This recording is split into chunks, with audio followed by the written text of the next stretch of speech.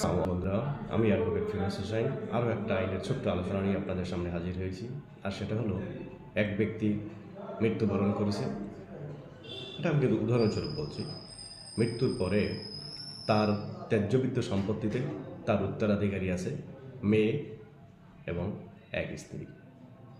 এক্ষেত্রে তার এক স্ত্রী এবং কন্যারা সব সম্পত্তি পাবে কিনা, অনেকেই আমাদের কাছে এই প্রশ্ন করেন।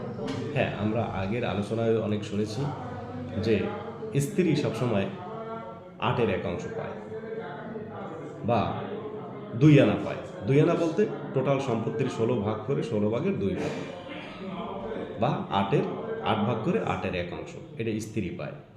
এরপরে যে সম্পত্তিটা থাকে, এই সম্পত্তিটা কিন্তু যদি এক কন্যা থাকে তাইলে পাবে অর্ধেক, আর একাধিক যদি কন্যা সন্তান থাকে তাইলে পাবে ৩-এর ২ অংশ, সব কন্যা মিলে। আবার বুঝেন বিষয়টা।